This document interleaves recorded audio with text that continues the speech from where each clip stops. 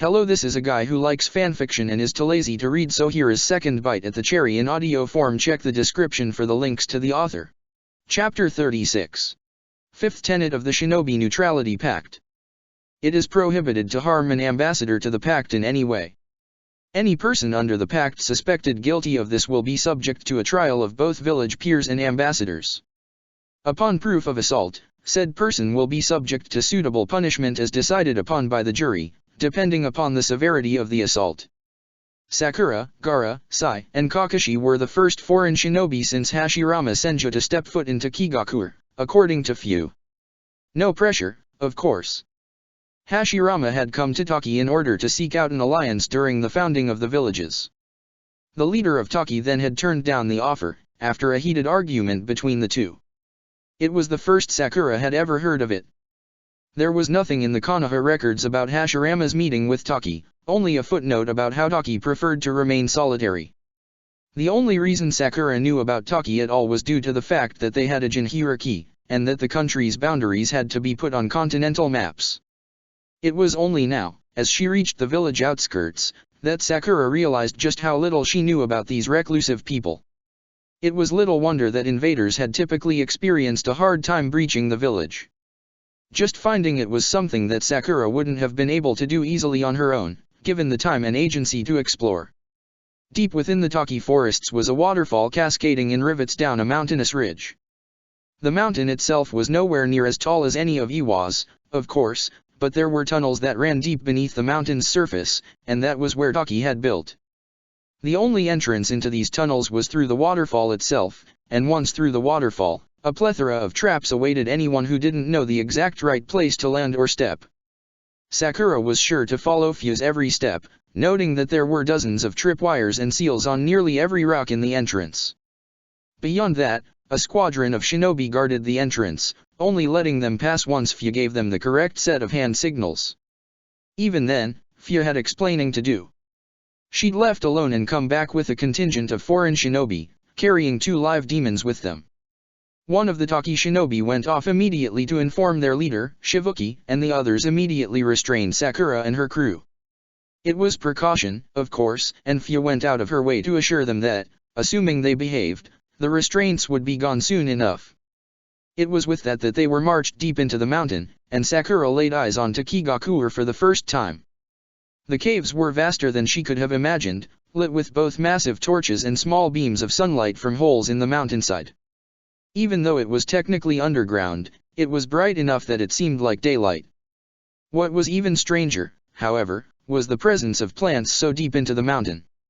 Large moss beds decorated the ground like grass, mushrooms with a faint luminescence decorated the cave walls, and the most fascinating of all, so fascinating that it left Sakura almost dumbstruck, was the presence of a massive tree.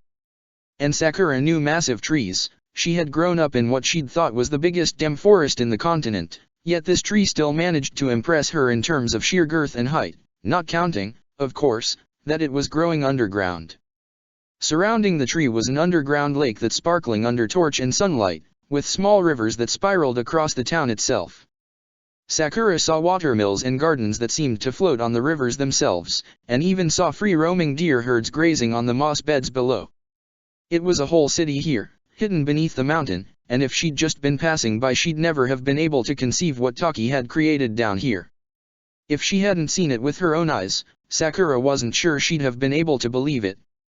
The waterfall passage led to a set of stone stairs that wound their way down into the village proper. Sakura caught sight of civilians and shinobi alike staring her way, though it was more in awe and surprise rather than fear or anger. Children came rushing up to get a glance at her, only to be shooed away by her guards. Most of the shinobi there were as brown as Fuyu, but with hair colors ranging from white to a light teal. In a way, the Taki people looked almost ethereal. It was little wonder that Sakura and her crew got stares. It was almost extreme how different they looked from the Taki residents. After a long walk through the stone houses that made up the village, they reached the lakeside, and from there Sakura could see a winding path of stones that made their way to the base of the giant tree. It was to the tree she was taken, though along the way Sakura couldn't help but take note of several fluorescent insects that darted across the water's edge. Dragonflies, mostly, though there were other breeds that schemed the lake surface until they were snatched up by the jaws of one of the many bats flying overhead. Would any of her friends believe what she was seeing? Sakura briefly thought of how Naruto would react to a place like this, and the image of him enthusiastically jumping into the lake crossed her mind. She suppressed a giggle. Even Oniki probably would have gotten wide eyes at the sight. Taki was beautiful. Integrated into the base of the tree was a building, though it might have been a stretch to call it that. The more accurate description was that the trunk of the tree had been carved into, creating a hollow within where, Sakura would learn, the leader of Taki resided. Shibuki awaited them inside, and Sakura was surprised to see that he looked young, maybe even younger than Kakashi was. His long hair draped down to his knees, and he wore a dark blue coat with a symbol that Sakura did not recognize embroidered upon it. For a brief moment, Sakura held her breath, unsure of how the Taki leader would react to her presence. However, the man was polite, even going so far as to give a short, but definitive bow as they approached. "I've been informed that my shinobi has found cause to invite visitors to our village." Shibuki spoke, looking over Sakura and the others with what looked to be a wary eye.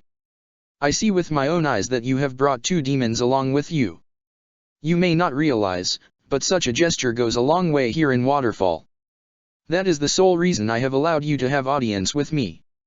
Sakura let herself exhale.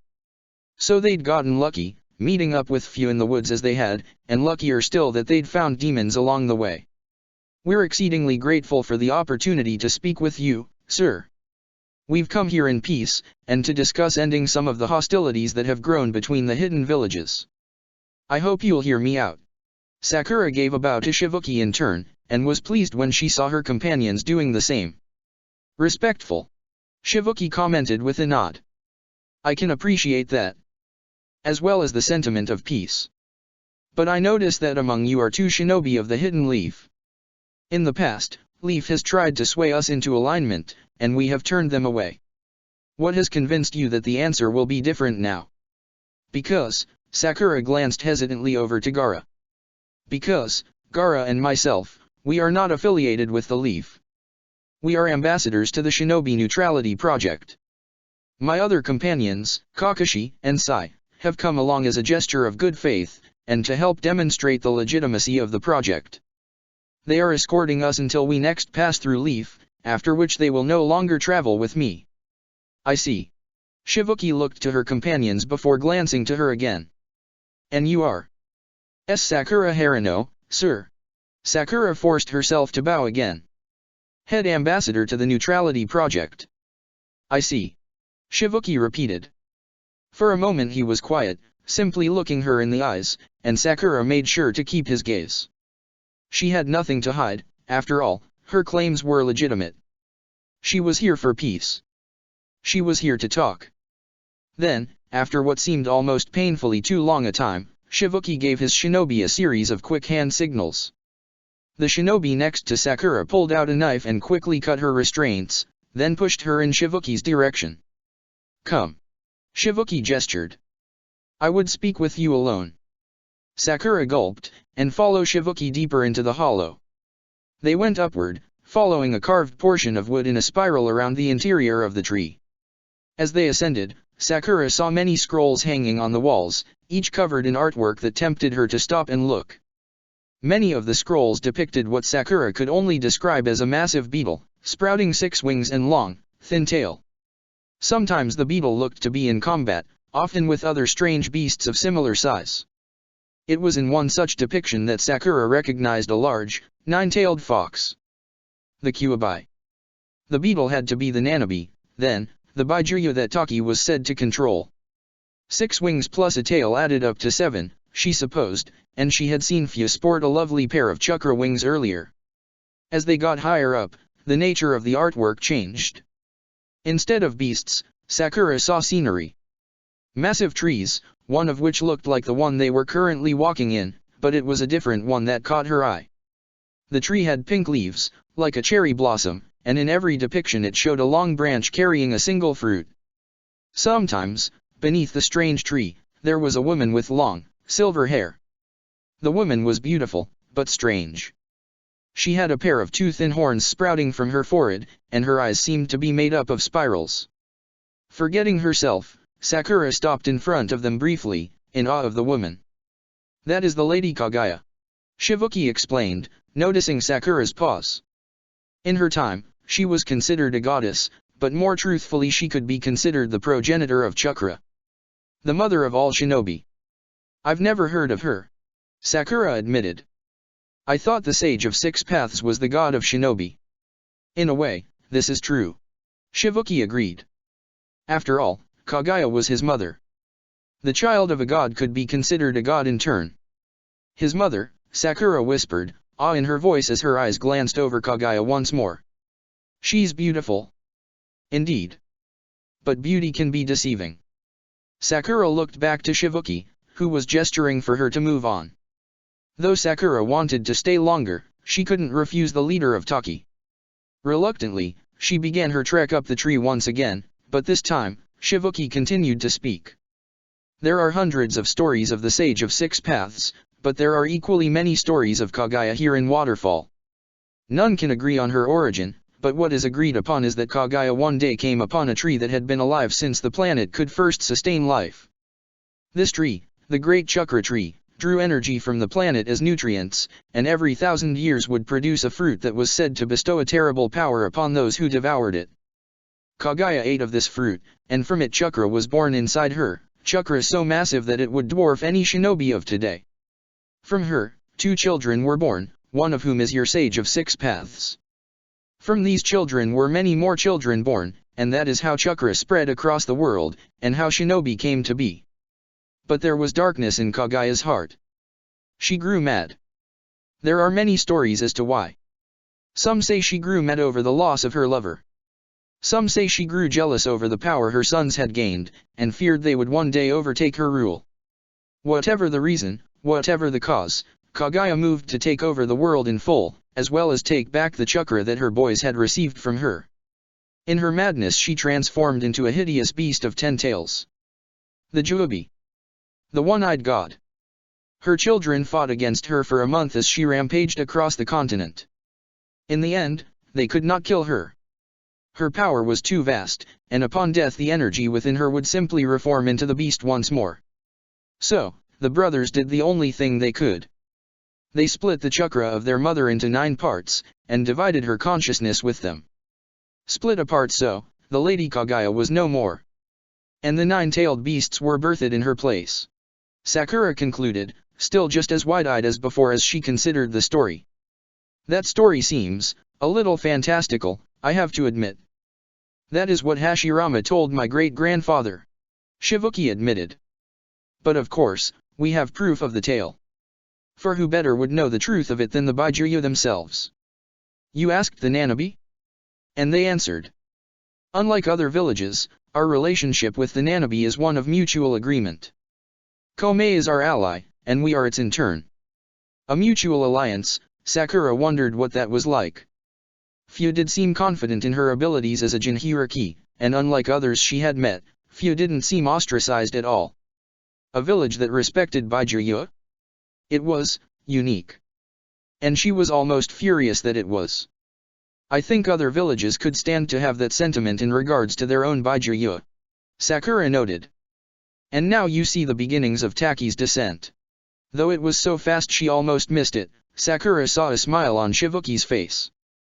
The winding path finally led to a room in the upper part of the tree trunk. It was a small room, complete with a table, a few cabinets, and what looked to be a small kitchen. Shibuki gestured for her to sit at the table, and as she did the man went to the kitchen and began to work on making tea. It was cozy, and Sakura realized that she had probably just been invited into the man's house. The leader of Taki was oddly personable, but she wasn't going to complain. Was he this personable with all his shinobi, she wondered to herself. Surely a foreigner wouldn't be allotted special treatment here. Hashirama Senju, the first Hokage of the Leaf, forcibly restrained 7 of the 9 Baijuyu that roamed the continent. Baijuyu that, until that moment, had lived in peaceful isolation from the rest of the world. Hashirama used their power to end the warring era, and then gave them out as slaves to each of the budding hidden villages. Barring Suna, who had already enslaved one of their own. Shibuki spoke as began to mix tea leaves into a kettle of boiling water. Hashirama, like many, believed the Baijuyu to be simple animals who had accumulated chakra over time. He did not believe the tale of Kagaya or their origin, despite how relatively easy it is to confirm. But of course, why would other shinobi go out of their way to speak with animals? They did not think it possible. They did not know. They abused that power to bring their people into power, and then had the gall to think that we of Waterfall would join them in such pursuits. Shivuki took a deep breath before bringing 2 cups to the table. We of Waterfall will not align ourselves with slavers. I hope, before you discuss your proposal to me, that you understand this of us. I understand. Sakura agreed. And, I know you might find it hard to believe, but, we might be working for the same thing. I told you before that you are here before me now because you aided my own. Shivuki replied. Though you did not have to, you acted. That alone gives me hope that, perhaps, the rest of the world might be starting to grow up. He poured her some tea, and then sat down across from her, still just as calm as before. It was enough to even put Sakura at ease. Tell me about yourself, Sakura Harano. And tell me about your project. Sakura took a deep breath and began to speak. She began with Akatsuki. Someone so vested in the well-being of the tailed beasts was sure to be sympathetic to the cause that was preventing Akatsuki's success, and really, Akatsuki was where everything had begun. Sakura had left home to find out more, had recruited Gaara through this pursuit of knowledge, and around Shivuki she felt at ease enough to inform him that Gaara was a Jinhiriki as well, and not only that, both of them had spoken with Shukaku. Shukaku is very upset with the world.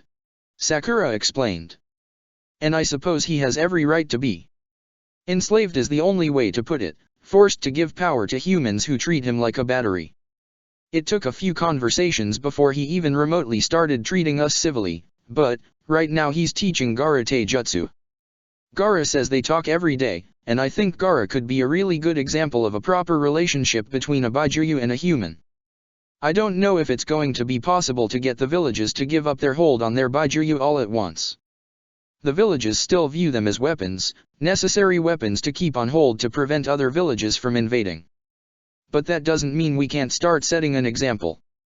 We can start to show people that Baijuyu aren't weapons, they're living beings with thoughts and feelings and wants and needs, and that they can live in harmony with people as long as they're respected. Gaara can be such an example, but Taki can be that example too, don't you think? You claim to live in harmony with Kome. If the other villages see that too, well, they might start to think twice. Sakura reached into her pouch, pulling out her draft of the Neutrality Pact and pushing over to Shivuki's side of the table. All villages are considered equal under the pact, with equal voice. You, combined with Gaara, can be a voice for the rights of Baijuyu. We can change the way the world works, but we have to start. A naive sentiment. But not necessarily a bad one. Shivuki began to look over the draft, his eyes rapidly moving across the pages. You will forgive me, though, for being wary. Hashirama once came preaching similar sentiment. Though you have my interest in regards to rights for the Baijuyu, I have no guarantee that you nor I will be able to bend other villages to this way of thinking. Words are just words, not actions, and I cannot monitor every village at once to see how they treat their Baijuyu. That is what ambassadors will be for. Sakura pointed out. At some point I'll have to recruit more people to be ambassadors, and we can set up a system that will allow ambassadors to cycle through the villages and see that pact standards are being met. And if they're not? Shivuki questioned. How will villages be punished? Removal from the pact, which I admit doesn't sound like too huge a threat. But part of what the Tsuchikage and I tried to set up is that leaving the pact forfeits the right to trading with villages in the pact. Trading that many villages rely upon for both a thriving economy. The pact is intended to usher in peace, but there are other factors involved. If you are not in the pact, if you are invaded, nobody in the pact will lift a finger to help you. That sort of thing. We wanted to make sure there were benefits to being a part of the pact, benefits that will outweigh any potential cons to signing in. A lot of thought has gone into this, I see. You could say that. Good. I wouldn't take you seriously otherwise. Shivuki slid the draft back to Sakura before returning to his tea. Though I will not sign this so quickly. I wouldn't expect it, Lord Shivuki. Sakura replied. It is a very big matter to consider. I will need to speak with you a lot more before I consider it in full. But more importantly, there is something that needs to happen immediately. Anything, just name it. I must speak with Shukaku myself. I would like to hear what he has to think of this project. Ah. Oh shit. Chapter 37. Sixth Tenet of the Shinobi Neutrality Pact. Any person, civilian, or shinobi, from any village, has the right to join the Neutrality Project as an ambassador, or as support to the ambassadors.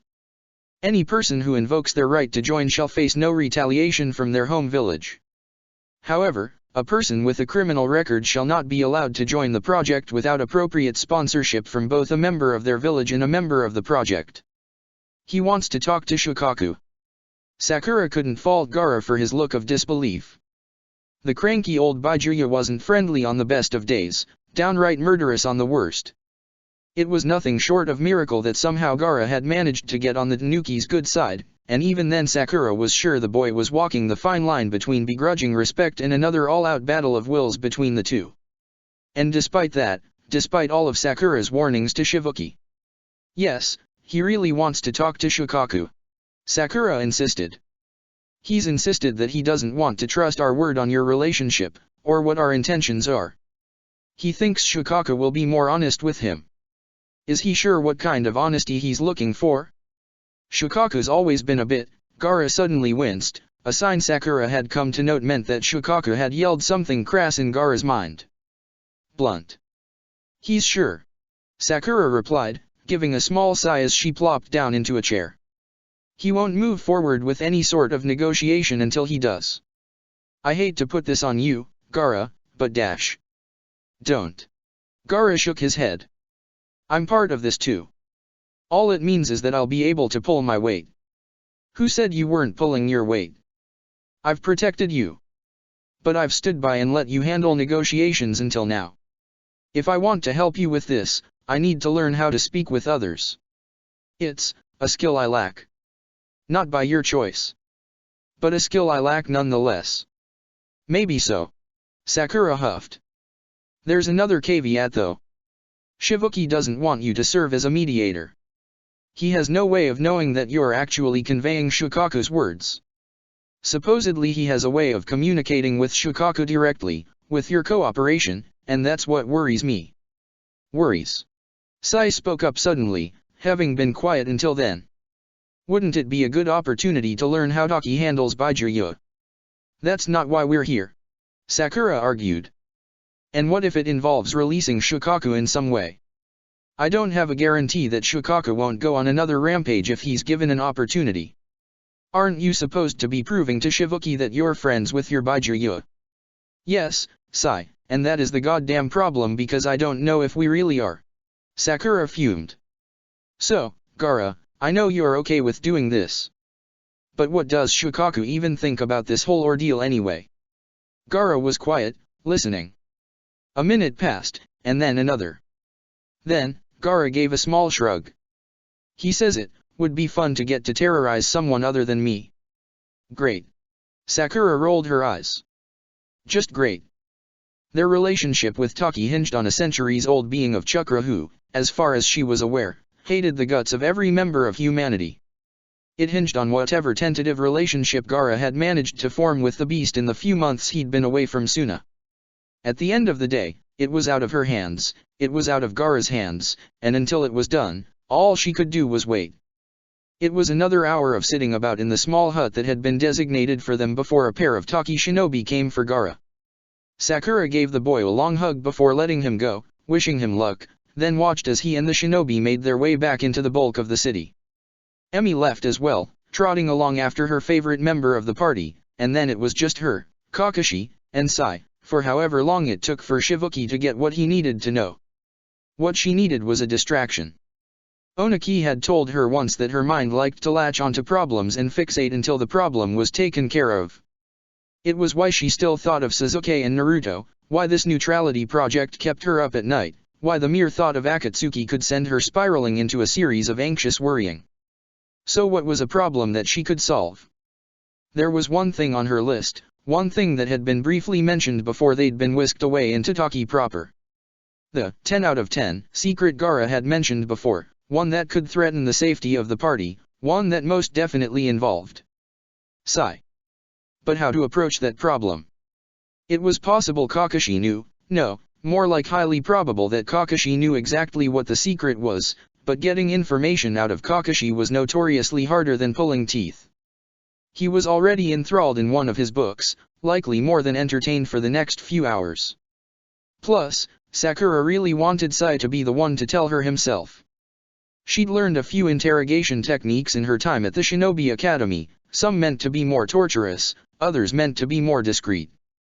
Kunoichi in particular were taught many techniques for swindling information out of men, and Sakura was certain that absolutely none of them would work on the root shinobi. She certainly couldn't seduce information out of him. She wasn't even sure Sai had it in him to be attracted to someone, and if he did, he'd pushed it down into the void where the rest of his emotions had been buried. So really, all she had left were a few techniques for friendly banter, and then if those didn't work she was back at square one. Well, no better time than now to start practicing her diplomatic techniques. As Gaara put it, speaking with others had become a fast requirement for her new position.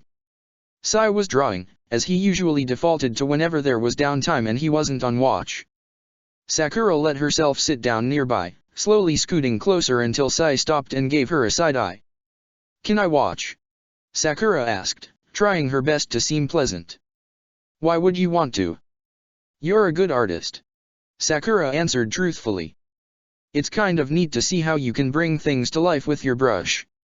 Well, figuratively and literally. Come to think of it, I don't think I've ever really asked about your technique. I would hope it is because you'd know that I have no intention of telling you anything about it. I don't mean tell me how it works." Sakura rolled her eyes. "Besides, even if you did tell me, I'm a horrible artist.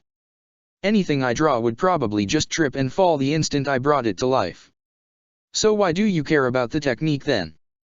Maybe I'm just curious about you." Sakura let the conversation turn around. "Make it about him. Give him reason to talk about himself. Did you learn the technique from someone or did you make it? I don't really know anyone in the village who does anything like this, so I'm tempted to think it's the latter." "You would be correct."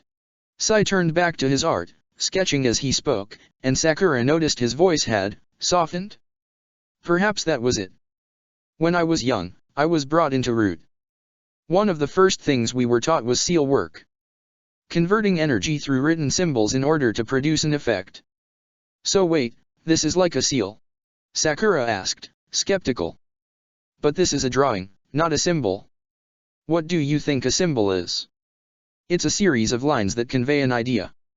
A drawing is no different."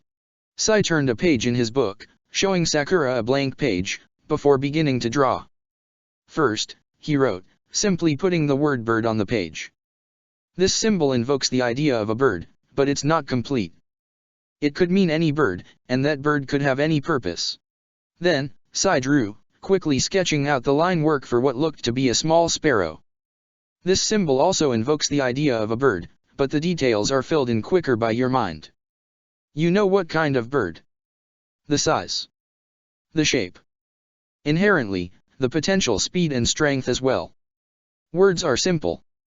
That's why seals often require dozens of words in order to bring an intent to life. But your drawings only need the drawing. Sakura let out a small gasp. Sai, that is so smart. There's more to it than that, obviously. But you grasp the idea. Sai admitted, turning back to his original drawing. It's a cool idea. Sakura insisted. Root must really put a lot of value in how you think. Seal work like that is honestly revolutionary, Sai. Sai was quiet, and then Sakura noticed it. Hesitation. A small grimace that was so brief, she could have missed it if she'd blinked. Yes. Sai answered, his voice still just as passive as always. Root considers my skills quite valuable. Hence why I should not talk about it further. That's fine. I was just curious. Sakura's mind had begun to move, working through what she knew in her head. Root, the secret had to do with Root. Sai, doesn't Root need you in Konoha, if you're so valuable? Not that I want you to leave, but, if they need you, shouldn't you stop wasting time with me? Sakura noticed that Kakashi had stopped reading his book, his one eye glancing over in their direction. She was right, this did have to do with Root. Was she treading carefully enough? Would Sai come clean? My mission is to investigate you. You've been investigating me several months. What more do they need to know? I'm trying to be as open as possible to everyone. If there's something you haven't figured out yet, you just have to ask and I'll tell you. Sai was quiet at this, too damn quiet, and then suddenly something clicked within Sakura. The answer, the reason the safety of their party might suddenly be in jeopardy. Sai, how long has it been since Root asked you to come home? Sai's brush stopped, and his fingers twitched, gripping the handle with what almost looked like an anxious strength. When he spoke again, his voice was so quiet that Sakura almost missed it. A month ago. A month. A month ago they'd still been in IWA, she'd still been training, and Sai had chosen. Sai had chosen to stay with her? Sakura glanced over at Kakashi, who looked unusually solemn. Of course he'd known about it, but how long had he been keeping this secret? And why keep it a secret? Was he still trying not to worry her after all this damn time? Hadn't he learned, hadn't he seen what keeping her out of it had led to? She wouldn't have been here if others had involved her, if people hadn't kept their problems to themselves, she wouldn't have done all this if people had just talked. She took a deep breath. This wasn't about her. This was about Sai right now. Sai, who had chosen to disobey the organization that had essentially raised him, doing what essentially amounted to going rogue, all to stay with her. Sakura put a hand on Sai's shoulder, noticing how harshly he flinched from the simple touch. It's fine. She insisted aloud. We take things one step at a time, all right? But we do it together. No, Sai shook his head. The simple truth is that Root will kill me for what I have done, and if you get involved, they will find a way to kill you too. It's better you forget about what I've told you. Are you kidding me? I can't just forget. And I won't let them kill you. They can't, remember? Haven't you read the treaty? Sakura suddenly grinned.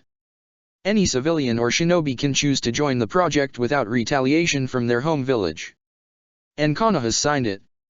If Root tries to harm you for leaving, they risk throwing the whole alliance into jeopardy. Lady Tsunade would never stand for that. They'll find a way. Sai repeated. You underestimate Root. No, Sakura replied. Root underestimates me. The chamber of the beast was dark and damp and covered in more symbols than Gaara had ever seen in his life. It was here, Shivuki told him, that Taki had traditionally communicated with Chumei, the seven-tailed Baijuyu that had lived in harmony with the village for generations. Chumei was different than the other Baijuyuit in that it willingly chose a human as its host, forming a sort of symbiosis to keep the village safe and bring an end to any demons that tried to cross their borders. Once it had chosen a human to reside in, however, it made communication to any beside the host incredibly difficult. A Baijuyu could not risk leaving a host without killing them, once the host's body had become accustomed to the increase in chakra reserves. Thus, Taki had developed a way to share a mind space with Baijuyu and host, allowing communication between them. This chamber housed the method, and the seals on the walls brought the method to life. You need not worry about your seal being damaged by this technique. Shivuki assured Gaara as he led him to the center of the chamber. I have no intention on causing unnecessary loss in life. You did not choose the life of a Jinhiriki, and you will not suffer needlessly for it. It was a bit of a relief. Gaara was willing to put his life on the line for Sakura, but for this treaty? He'd hesitate. Shivuki instructed him to sit down in a particular spot before sitting down across from him. 3 Taki shinobi took positions in the room, waiting for Shivuki's signal. We'll begin when you and Shukaku are ready. But were they ready? Oh, I'm ready, brat. You can tell that bastard that We're ready. Gaara spoke up, not quite wanting to hear what Shukaku wanted passed on. He'd be able to tell Shivuki himself, soon enough. Close your eyes and get comfortable. If you can, retreat into the mind space that you and Shukaku share. I will meet you there. Gaara closed his eyes and returned to the familiar landscape that was Shukaku's prison. The Tanuki looked eager, which had never been a good sign in the past. It's been a long time since I've directly spoken with anyone other than you or that Kuwabai brat. Shikaku admitted with a short laugh. And that Shivuki looks like fresh meat if I've ever seen any.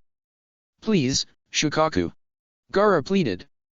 The future of this shinobi alliance might hinge on how you speak with Lord Shivuki. If you really want humanity to improve, this is the first step. What you say here will dash. Hush, brat. He's here. Shivuki appeared in the mindscape quietly, like a wisp of smoke instantly taking form. He looked around curiously, taking in his surroundings before letting his eyes rest upon Shikaku. Gaara noticed a look of sympathy in the man's eyes. These chains, Shivuki said aloud. Lord Shikaku, it is simply deplorable how Tsunagakuer has treated you. On behalf of humanity, I would apologize for your treatment. Then, Shivuki got to his knees and bowed low before the Baijiryu. Briefly, this seemed to even shock Shikaku. Gaara was certain that Tanuki wasn't used to this sort of treatment, especially not from anyone in Tsunagakuer. But the shock passed, quickly, and soon Shikaku was giggling, then laughing heartily as though Shivuki had just told the funniest joke he'd ever heard in his life. You would like to apologize? Shikaku wheezed.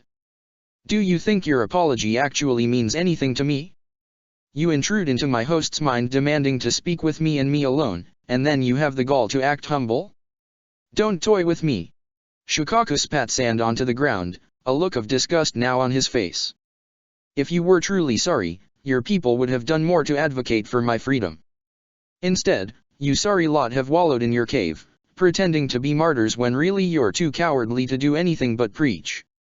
Shivuki looked up, baffled at Shikaku's sudden outburst. Lord Shikaku, our village has never had the manpower needed to confront the other villages. We would have been slaughtered if we'd attempted to free you from Suna. Always fighting with you humans. Always war and killing and bloodshed. There's really no teaching the lot of you. Shikaku leaned down to meet Shivuki at eye level, giving the man something that Sakura might have called a shit-eating grin. Tell me, little human, why is it that a child without even half your knowledge or experience has done more to bring your kind together than anyone who has ever lived in your village for the past 100 years?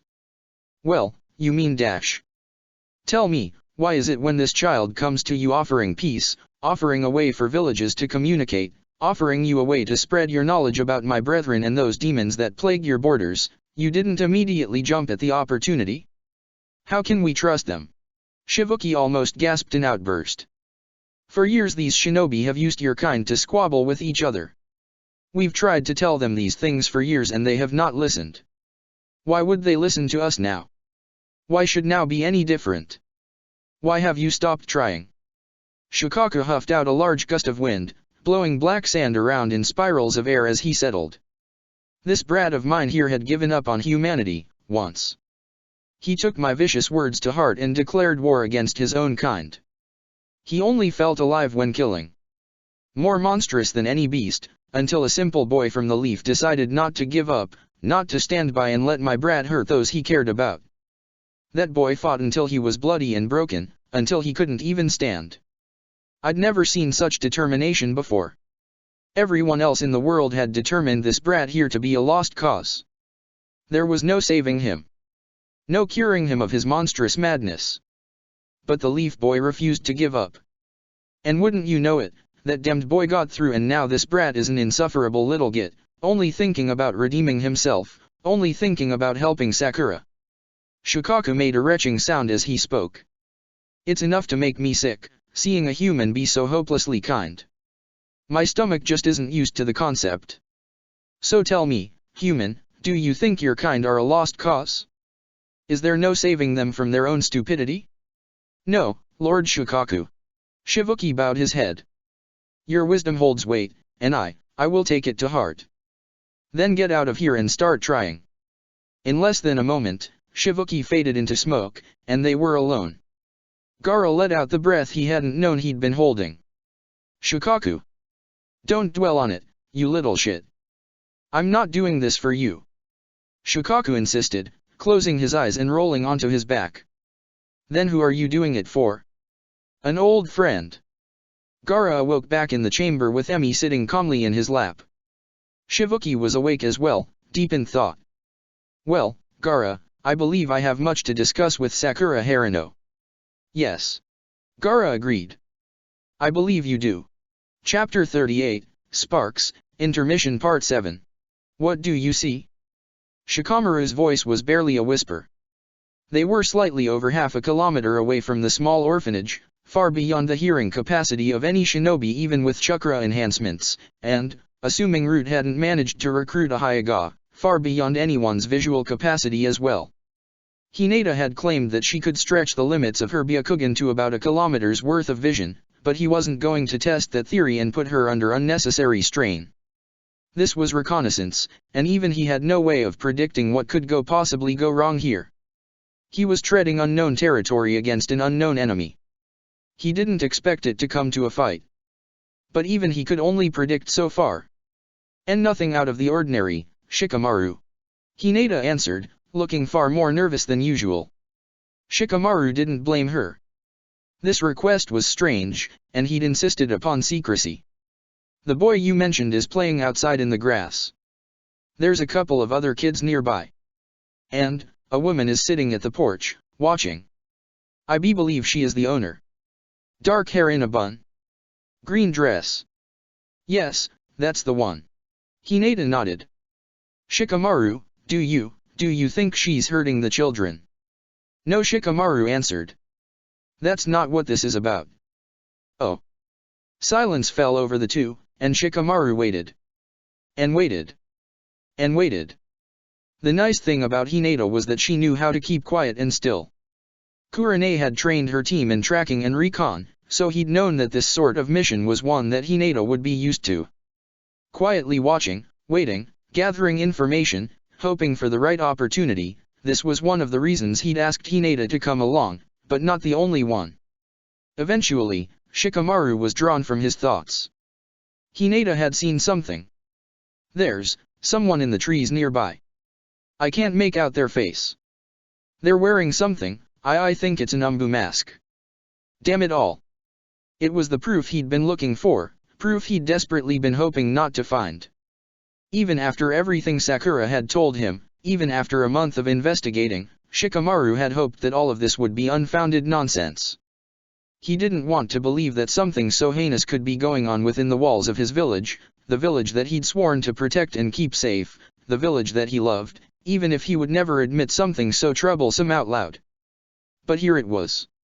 A Root agent had come to this orphanage, no doubt scouting out a boy that Shikamaru had seen to have a fair bit of intelligence for someone his age. Was he chakra sensitive? That, Shikamaru did not know, but the presence of the agent made the option fairly likely. Shikamaru had never seen anyone scouting out the boy before, but he'd needed to be within normal eye range to keep an eye on him.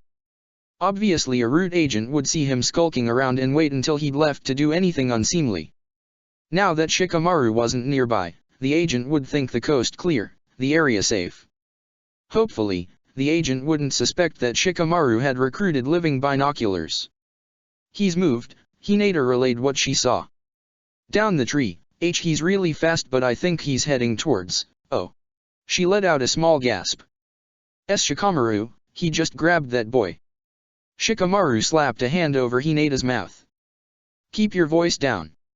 We don't know if there's others around. Hinata quietly nodded, continuing to watch despite the growing horror on her face. Eventually, as Shikamaru pulled his hand away, she spoke again in a whisper. I don't know where he took the boy. He's out of my range. We should tell someone, Shikamaru, we need to dash. There's no one we can tell. Not yet. Shikamaru put a finger to his lips before gesturing for Hinata to follow him. Not here. There was only one place that was safe. Only one place where Root would dare not go. If anyone was found trespassing in his family's woods, it would mean certain death. Shikamaru hoped not even Danzo was foolhardy enough to send his minions there. Under the shade of his favorite tree, Shikamaru finally allowed them to rest. Hinata was breathing heavy as she sat down, still processing the weight of what she'd seen. This has been happening a while, hasn't it? Longer than it ever should have been allowed. Shikamaru agreed. What I'm going to tell you can never be talked about outside of this forest, understand? Not until this is done. Shikamaru. I asked you to help me for several reasons, Hinata. 1 is because of your Byakugan. 2, your extensive training under Kurenai in information gathering. 3, because you are one of the 9, and I know I can trust you with this. But most importantly, more important than any of those other reasons, Shikamaru took a deep breath. Because you're the heiress to the Hyuga clan, which means that they can't possibly touch you without starting some sort of civil war. Shikamaru, who's they? They're called Root. And Shikamaru began to explain. It had started with Sakura, of course, troublesome girl that she was, but the spark had started in his mind and had spread into a private investigation that had engulfed his waking hours. When he wasn't running missions with his team, he was looking into Root. Finding evidence, proof, even just small wisps of the organization that he could compile into something substantial. He'd investigated each of the village's small orphanages, finding, of course, no trace of children ever having been missing and never found again. Root was too good to leave that trace. But on accident, he stumbled upon a tidbit, a reason to find no evidence, and that tidbit was perhaps something only someone like him would have caught wind of. One day, a girl was at an orphanage. The next day, missing. Upon disguising himself and questioning the matron, he was told lies. There had never been a girl like that before, he'd had to have been mistaken. There was nothing else to it. Root was getting the matrons to cover their tracks.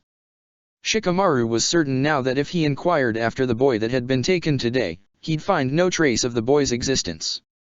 Root recruited orphans, urchins that wouldn't be missed. Urchins that could be trained into perfect soldiers. And now Hinata had seen it as well. I don't know if they're bold enough to go after clan children. Shikamaru admitted. But I wouldn't be surprised if they did. Still, clan heirs like you and I would obviously be far off their radar, since they don't want to fall under everyone else's, which means that we're the safest people to investigate. Anything happens to us, there's going to be a full-scale investigation, and Root can't afford that. Why you're really sure that Root exists? It's not someone just pretending to throw you off their tracks. I have proof of Root's existence. Sakura Haruno is currently traveling with an agent of theirs, among other things. They're real, Hinata, and they've been real. They recruit children and brainwash them into perfect soldiers. Not just Konoha children either. According to Sakura, they've stolen children from other villages too. Hinata let out another gasp at this, covering her mouth as she did so. Shikamaru, why does Lady Tsunade allow this? I doubt she has the ability to confront them directly. As far as I'm aware, Root was probably legitimately formed by one of the previous Kage. I'd wager the second or the third. Tsunade may not even know half of what Root gets up to, only that they're willing to do the dirty work that she can't afford to let anyone else do. I also have a theory that whoever is leading Root is someone very high up. Someone that would be very difficult to move against even with a solid case. Shikamaru leaned back against the trunk of his tree, staring up at the leaves above as he talked. It was nice, he realized, to finally be able to get his thoughts off his chest. Nice to finally be able to talk to someone, anyone, about what he had found. Konoha is broken. Shikamaru blinked, not expecting those words from Hinata. She looked sheepish, but continued nonetheless. It's like my own clan. There's such a harsh divide between branch and main, and it's all because of tradition. Nobody ever tries to change how things are, and if they do, they're taken care of. Konoha is the same way. Nobody tries to change things. And now I know why. If Root does what you say, then they can just take care of whoever speaks against them or moves against them. I don't even know what we can do, Shikamaru. Me neither. Shikamaru admitted. It's such a drag, knowing about all this. I certainly can't challenge Root on my own, and you can't challenge your whole family. And Naruto would. Shikamaru remained quiet. He'd known for a good while now that Hinata was sweet on the blonde terror. It was obvious to anyone with more than one brain cell. It was predictable, albeit in a kind of sweet way, that Hinata would think of him when confronted with a problem. Naruto wouldn't think about how hard it would be. He would just do it. Yeah. Shikamaru agreed. He probably would. And you're trying too, aren't you? If you thought it was hopeless, you wouldn't be talking to me about it right now. Girls really were troublesome. Especially when they were right. I'm thinking of forming a team. Only with people we can trust. People who are low risk when it comes to retaliation from Root. Clan heirs, well-known shinobi with good reputation, and, the closer to our age the better. If they're too much older, they might be more loyal to the system than to any concept of justice. The N9. Shikamaru nodded. Well, one of the 9 is out at Orochimaru's, but everyone else, yeah. Sakura is already trying to find out what she can, even though she's not really doing the Konoha thing anymore. My teammates are probably safe, and I know I can trust them. I don't even think Root would try Naruto at this point. Apprentice to the Hokage and all that. And host to the Kyuubi, though Shikamaru wasn't certain Hinata knew, or was ready to know, that particular bit of information. Can you trust your team, Hinata? Yes. Hinata said, more certain than he'd ever heard her. Kiba and Shino, they'd be appalled if they knew about this. I know they would help us. Good. So that's 8 people we can trust. This is, Shikamaru sighed. Well, consider this our first S-ranked mission, assigned by me. The exposure of Root. And, the comprehensive upheaval of Konoha so we can make room for a better system. Shikamaru, Hinata smiled. I think, this isn't very like you to be so enthusiastic. It's a drag. Shikamaru complained. But, I don't think I can just let it happen. I agree. Hinata nodded again, determined. I'll talk with Kiba and Shino. Only here. Shikamaru insisted. And I'll have to be around or else my clan will put a knife through your head. We'll get everyone together here and explain it all at once. Alright. How about, we meet this time tomorrow? Tomorrow then. Tomorrow, Shikamaru wouldn't be able to back out after this. His father always complained that he was far too apathetic when it came to the village. Funny now how things were turning out. All he could do was hope that Root severely estimated what they'd be capable of achieving. And that, no matter what, he could stay several steps ahead. Like a game of shogi, only right now, we can't see the other players' pieces. Shikamaru smiled. He'd always enjoyed a challenging game. Ugh, you're simply hopeless. Ino's voice was an annoyed screech, echoing against Naruto's mindscape. If not for the fact that he'd been listening to her argue with the Kyuubi for days now, the sheer shrillness of her voice might have snapped him out of the effects of her jutsu. But he was used to it now, this boring back and forth that Ino and the Kyuubi had established. She tried to play nice, Kyuubi threatened to eat her, she tried to play bad cop, Kyuubi threatened to eat her, she got fed up, and that was the day. Naruto was so bored. The Kyuubi yawned, his giant teeth flashing as he did so. I'm getting bored, little girl. Why don't you come into my mouth and end this once and for all? Is all you can think about eating people? Yup. Kyuubi grinned. You're all very tasty. Ugh. Ino sat down next to Naruto in a huff. He could tell that she was exhausted, this technique took a lot of chakra to maintain, and they hadn't gotten anywhere with the Kyuubi at all. No signs of bettering the relationship, no new information, nothing. Gaara had managed to get somewhere with Shukaku. Why couldn't they make friends with this stupid fox? Hey fox. What now, brat? What's the tastiest part of a human? Ino smacked Naruto's arm, making a disgusted noise. Naruto, why would you even ask that? I mean, I like talking about the tastiest parts of ramen. Naruto admitted. I love that last bit of soup you get at the end that's been soaking in all the flavors of the meat and the vegetables. It's so savory and juicy, like one last little punch of yum. He gave a toothy grin. So, Fox, what tastes best to you? The Kyuubi let out a hot breath, closing his eyes. For a moment, Naruto wasn't sure he was going to answer. But then, out of nowhere, the fox replied. I prefer eggs. Eggs? Humans don't have those. I wasn't talking about humans, boy. A good, fat pheasant egg. When it crunches between my teeth, it pulls out all the leftover human bits that got stuck inside. Ino made a dramatic retching noise, but for once, Naruto was enthralled. Food, now food, he could talk about. But aren't eggs going to be like, really small, compared to you? Or is there a big summon animal with Hyuuge eggs that I don't know about? I've eaten eggs twice your size. Big enough to fill my whole mouth. Huua! Naruto cried out, standing up so he could measure just how big an egg Kyuubi was referring to. What even hatches from an egg that big? Is it like a summon animal? Big Boss Gamabuntat is as big as you, so maybe there's birds that big. But what do they eat? Naruto frowned as he considered this. He'd never even thought about where a giant toad might live, what they might eat, and that was just toads. Orochimaru had snakes. Tsunade had slugs. And he'd seen tons of other summon animals, where did they all live? This was a mystery he just had to solve. And then, what surprised Naruto most of all, the Kyuubi laughed. The fox had a deep, guttural laugh that seemed to make the whole room shake. But instead of the menacing chuckle Naruto had grown used to, this one seemed almost jovial. Almost like, the Kyuubi was actually amused. You've been summoning those toads for a year now and you never even thought to ask where they came from. You really are an idiot, brat. Well, if you're so smart, why don't you tell me where they're from? Mountains.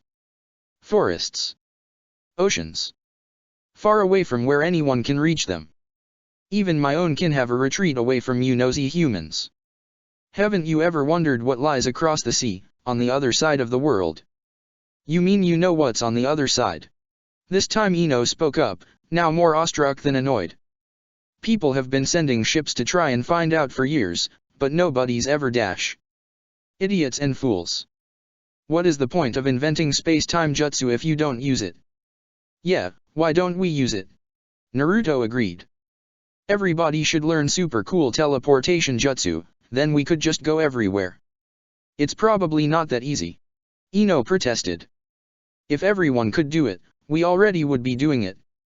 It probably takes a stupid amount of chakra, and we don't know how big the ocean is, so how would we know how far to teleport? Maybe we just have to keep guessing till we get it right. Then we'll drown in the process. Ino huffed, crossing her arms. Nearby, the Kyuubi also huffed in disappointment. Idiot. Idiot. Ino and the Kyuubi looked at each other as they spoke, simultaneously. For a moment, silence.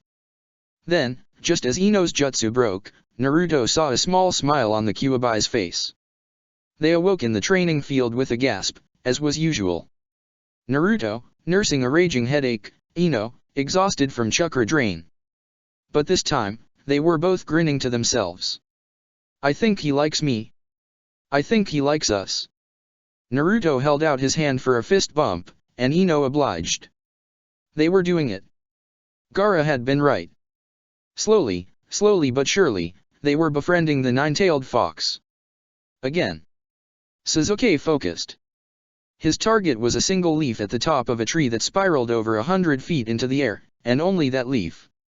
He had learned to channel lightning chakra into Chidori from Kakashi, and through Orochimaru had learned to channel that chakra out from his hand into a ranged arc. But getting the control necessary to hit a small target from such a far distance. Well. He'd never been top of the class when it came to chakra control. Sasuke thought briefly of Sakura, long ago in the Land of Waves, climbing to the top of a similarly high tree with ease while he and Naruto struggled to make it a few feet. Would she have been able to master such a technique? A part of his mind doubted it, little Sakura, always scared, always hiding behind him. Not the same Sakura, his mind reminded him, that had left home and gone to fucking Uegakure of all places. Not the same Sakura at all. Kabuto enjoyed flaunting his knowledge of her to him, reminding him that his old teammate was raising hell in other parts of the world. Something about making a peace treaty. Something about uniting everyone. Sakura had always been hopelessly naive. Would she come to Oto? Sasuke couldn't help but wonder. She was supposedly going to several villages, maybe even every village, so Oto would have to be on the list, wouldn't it?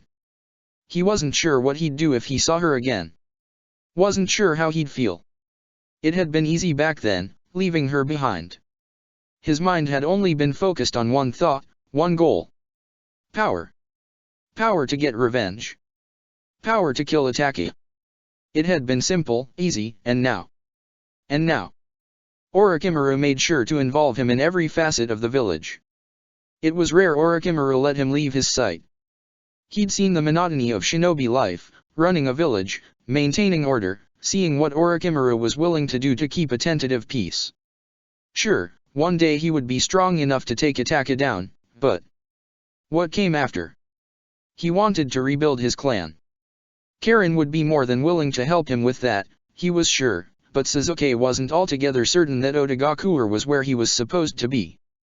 Could he stay at a place so steeped in the stench of Orochimaru, created by him, influenced by him? But, in contrast, could he possibly return home to Konoha? I think I understand now why you had to leave the village. Sasuke's mind wandered to a letter, a solitary letter delivered by Karin that had carried Sakura's signature on it. A letter that not even Kabuto had known about, and that thought alone made him smile. Sakura had forsaken Konoha too. What had that meant, if someone like her had left? And what did that mean for him? Again. Sasuke focused his chakra, pushing it, pressing it into a thin line as it shot forward into the depths of the tree. He thought of Konoha, thought of Team 7, thought of his brother. What was he becoming? What would he become? He was an avenger, but when all was avenged? Then what? His lightning pierced the leaf, a perfect tiny circle left behind from the pinpoint accuracy of his lightning. Nearby, Orochimaru smiled. The smiling unnerved him at times, but at times, like now, the smile seemed almost legitimate. As expected, Sasuke took a deep breath, allowing himself a brief rest.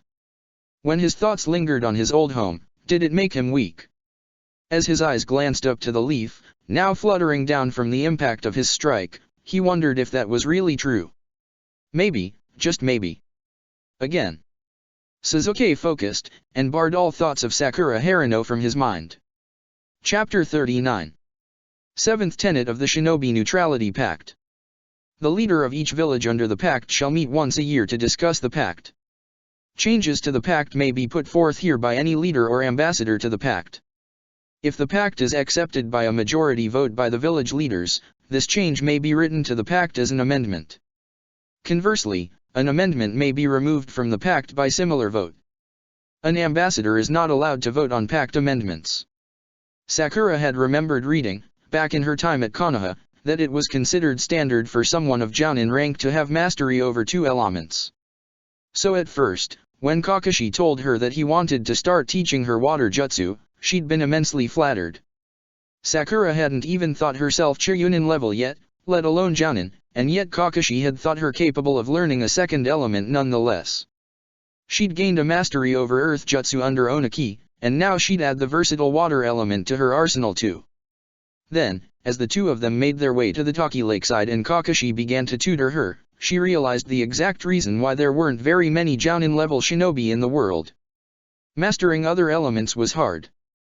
And Kakashi was the sort of tutor that liked to throw his students head-on into a difficult task without any build-up. Oniki had taken her to the top step by step. Kakashi was trying to throw her to the top and hope she happened to grab on while she was flailing in the air. Sakura had no idea how Sasuke had learned the Chidori. But, if anything, that was even more motivation for her to learn this stupid water bullet jutsu. If she was going to stand on the same ground as Sasuke and Naruto, be just as strong, no moves just as cool, then she could learn a stupid jutsu this way even if it killed her. Try it again. Concentrate. You have the best chakra control of your generation, which means you are more than capable of figuring this out. Sakura suppressed the urge to throw another quip Kakashi's way. Earth jutsu had come easy. Earth was her type. Converting her chakra to water nature was something like looking 2 ways at once while trying to shoot a bow and arrow at a target. Her hands moved through the signs, and Sakura took a deep breath.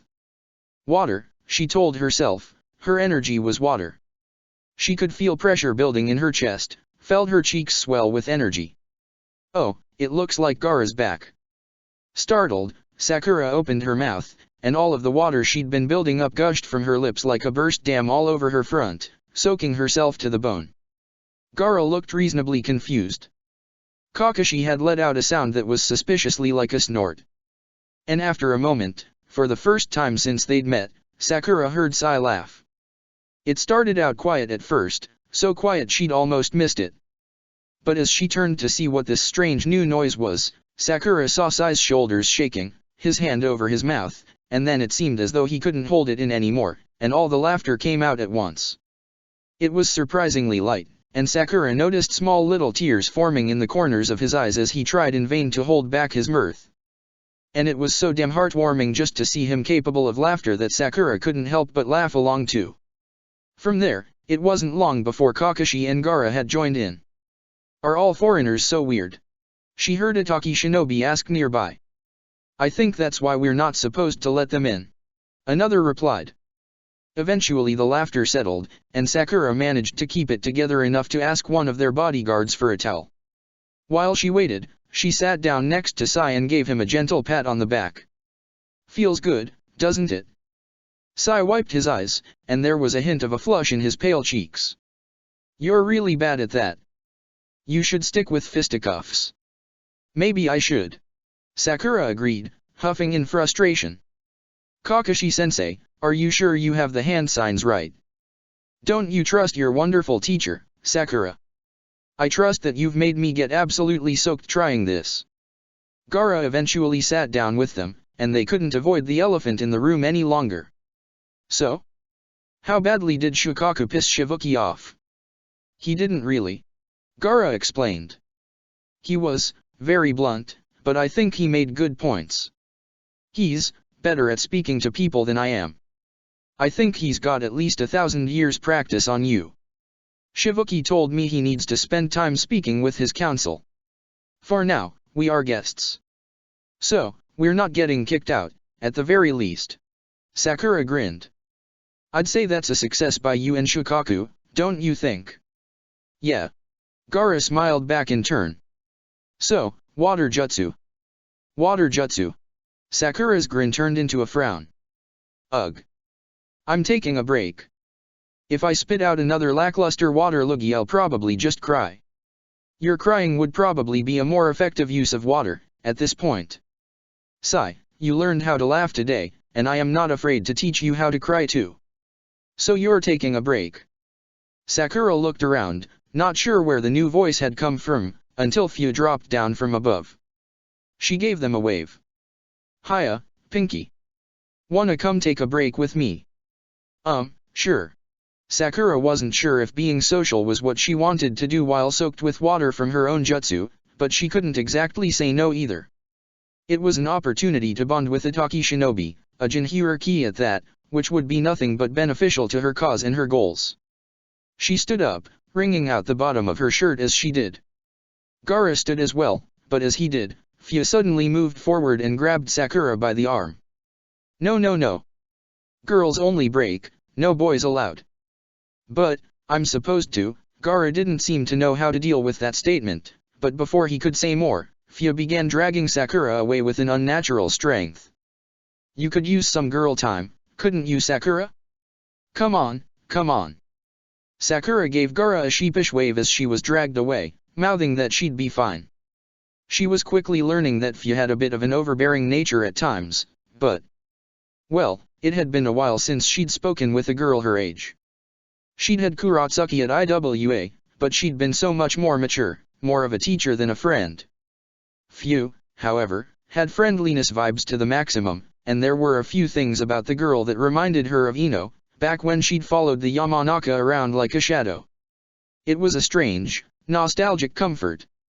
"Shivuki and the council will probably talk for hours before they even start trying to think about deciding anything with you," Fu explained. "And I know I get bored when I have to wait, so I thought it would be fun if you came and helped me out with a mission. What do you think? Just the two of us?" "A mission?" Sakura asked, baffled. "You mean Taki would trust me to help them with a mission?" "No, probably not," Fu replied.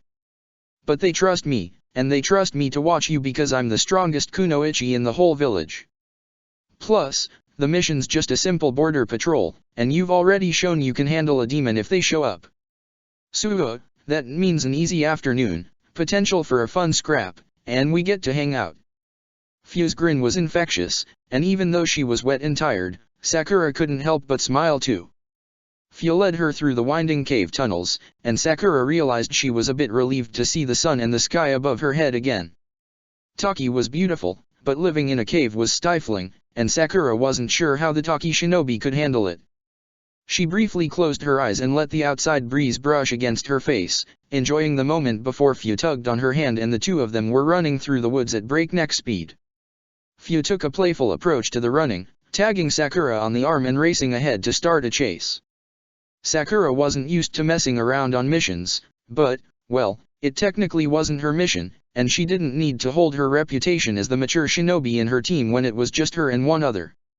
And if anyone did see her, well, she was simply practicing channeling chakra to her legs for extra speed.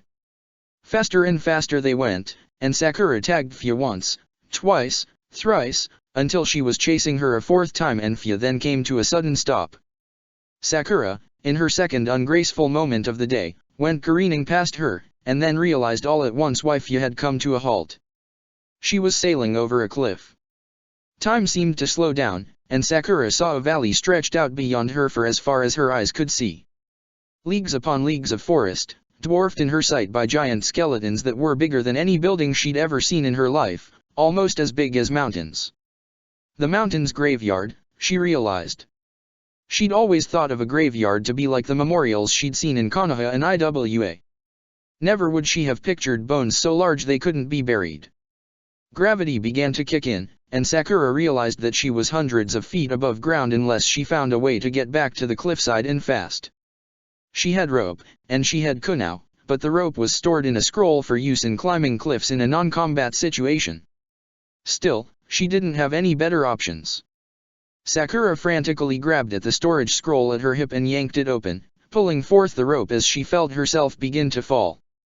She clenched the scroll between her teeth as she tied the rope to a kunao, and then she just had to throw and hope it stuck. But she had little to worry about in that front. Her muscles had grown under Onaki's tutelage, and so had her throwing accuracy. Her kunao sailed through the air and buried itself in the cliffside, and from there Sakura held on as she was pulled straight towards the face of the cliff. It was better than hitting the ground, she figured, but hitting a rock wall at such a speed wasn't pleasant, and it was a miracle she managed to keep hold of her rope with the force of her impact. She bounced against the rock several times before coming to a halt, and with that, she'd made it. Nice, Pinky. I thought I'd have to rescue you. Sakura grunted. A rescue might have been preferable but, well, it might have hurt her ego a little bit. Wall walking, at least, was easy, and it wasn't long before she was safely at the top of the cliff again. Sakura let out a sigh of relief as she dangled her legs over the edge. A warning would be cool, in the future. Yeah, but then I wouldn't have gotten to see you be all cool with the kunao and the rope. Fu retorted.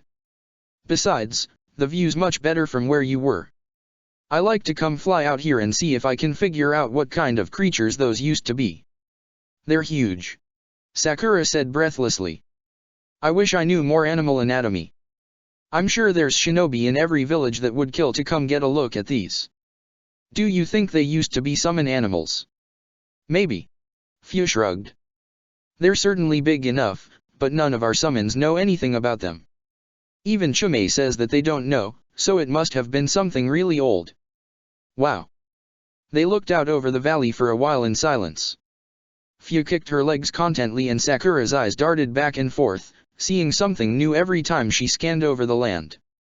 More bones, unique trees, birds she hadn't seen before. Traveling around was so cool.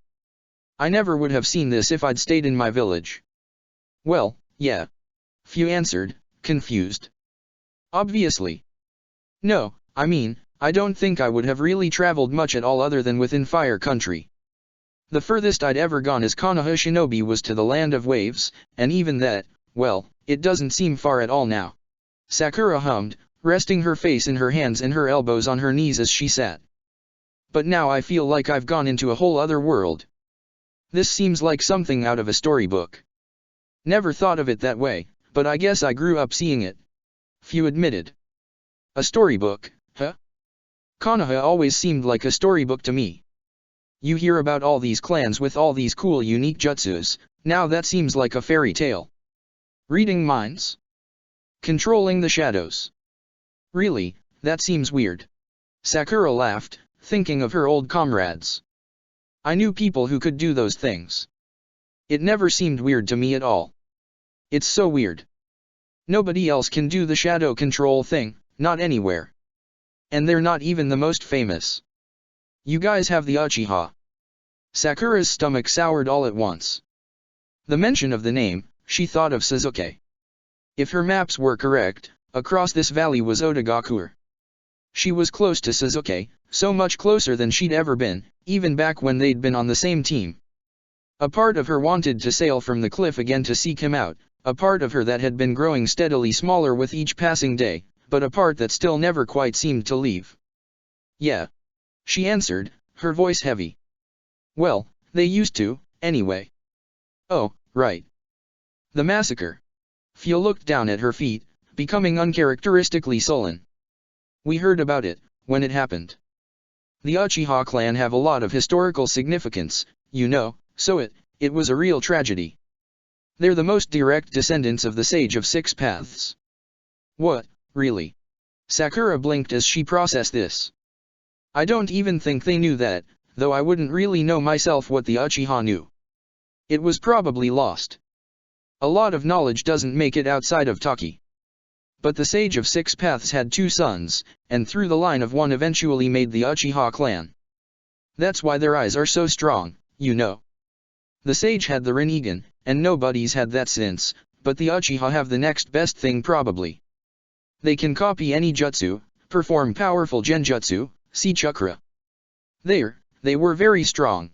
Sakura bit her lip for a brief moment. Fu didn't know, she realized, didn't know the last member of the Uchiha clan had left Konoha, maybe for good.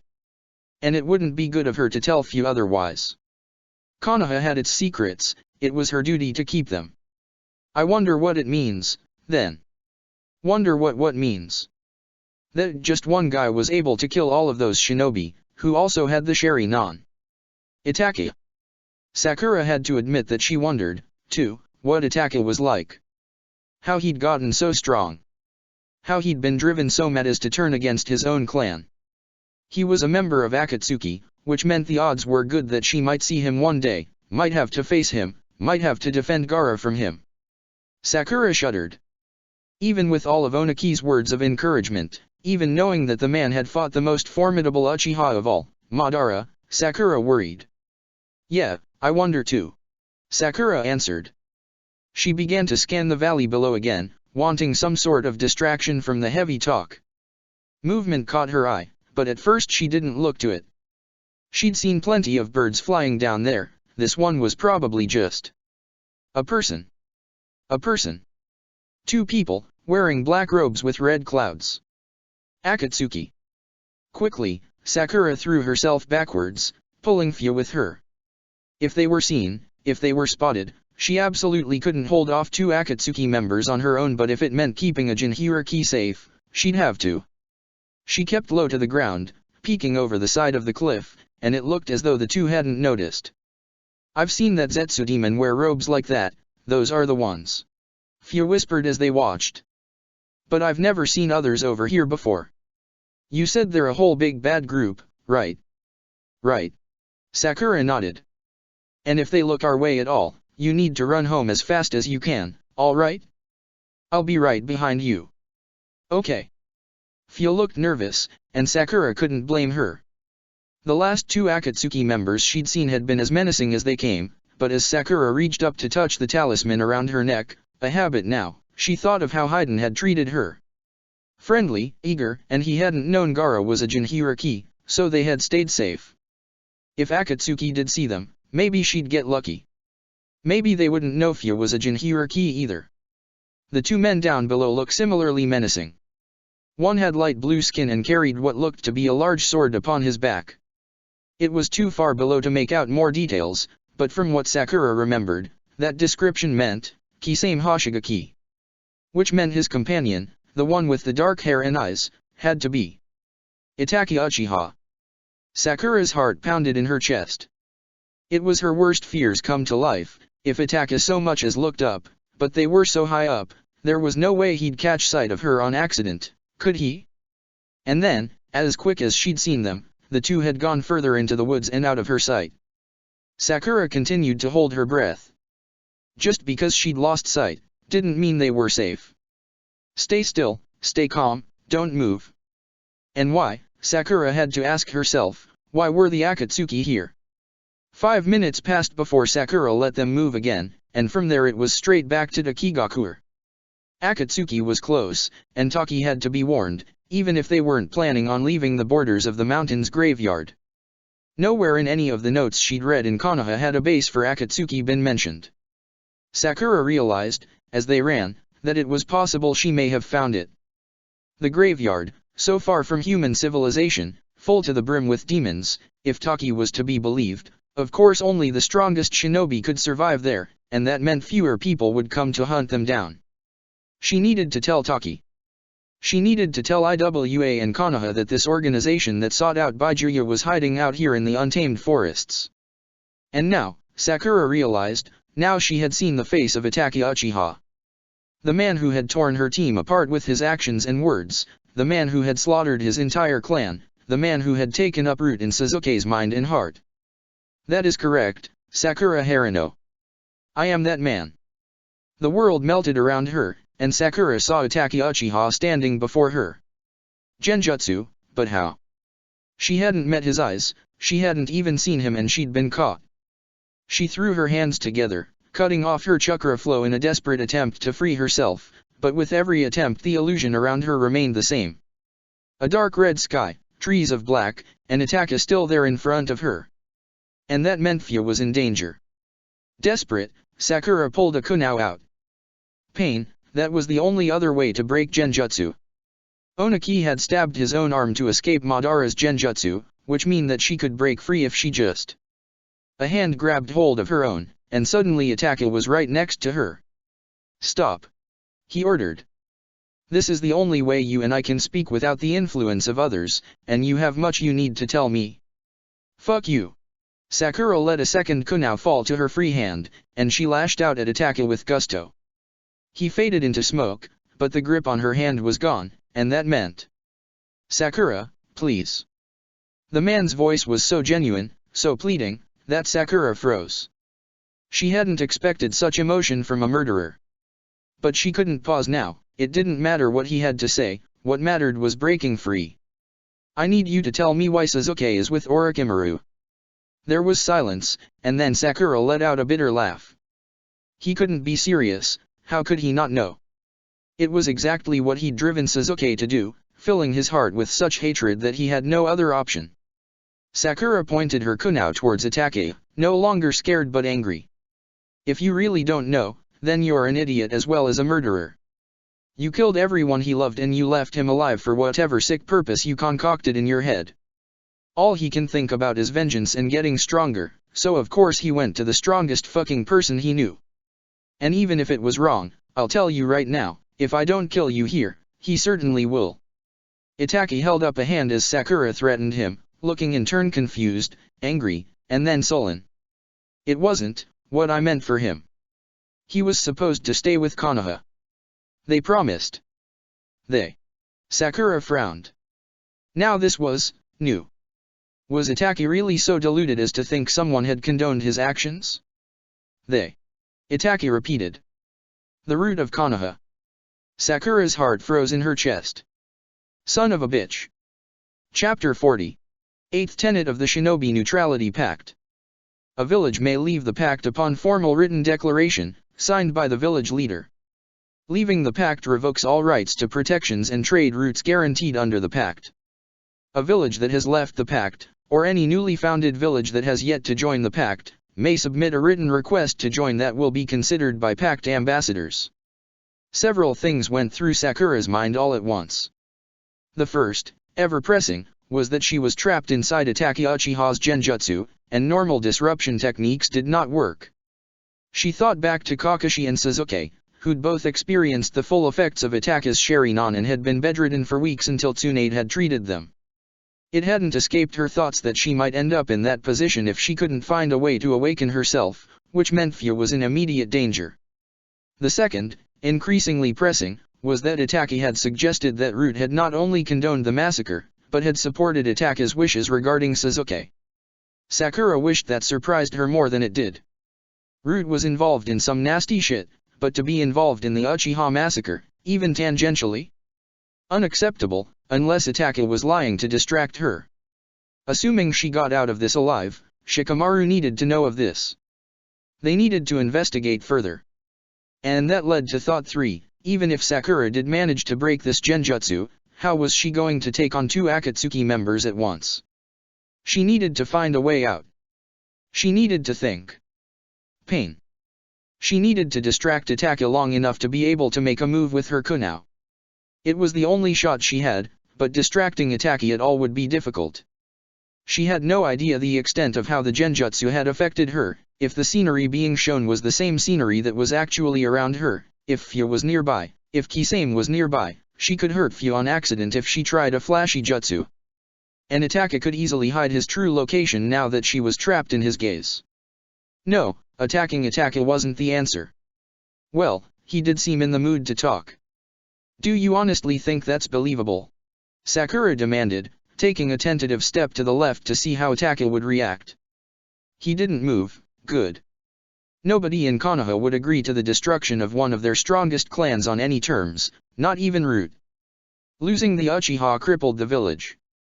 And Root didn't even try to get Sasuke back when he ran off with Orochimaru. They're more interested in me than your brother. Liars and schemers. Itake replied, his voice low and stewing with rage. It doesn't make sense. No, it doesn't. Sakura took another step, then took a fighting stance. She had one shot, she needed to make it count. For all I know, you're just trying to distract me while your partner kills my friend. It was possible they didn't know about what Fia was, and she wasn't going to give them that information for free. You're right.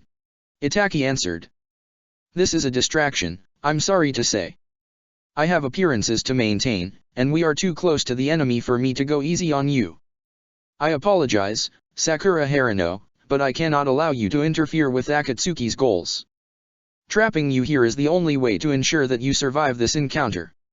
You think you're being merciful, then? Sakura spat. I'd rather fucking die than let Akatsuki get away with anything they have planned. She took her anger as a cue, feigning to throw both of her kunao towards Itake at once.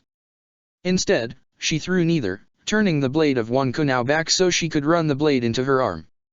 The blade went through, and she felt a searing pain. But she did not wake up. You are brave, but the illusion of the Mangekyo Sharingan is made to induce pain upon your mind. I only stopped you before so that your mind would be clear for our conversation. Her kunao faded from her hands, as well as the rest of the scenery around them. Sakura stood within a dark red void, with only Itake left before her. We will be taking the Jinhiriki, Itake told her. Rest assured that it will be for the continued prosperity of Konoha, even if you do not believe me now. Unfortunately, I cannot set you free. I must let my Tsukuyomi run its course. Let it run all you like. The last person to get into my head found out the hard way what happens when you screw with me.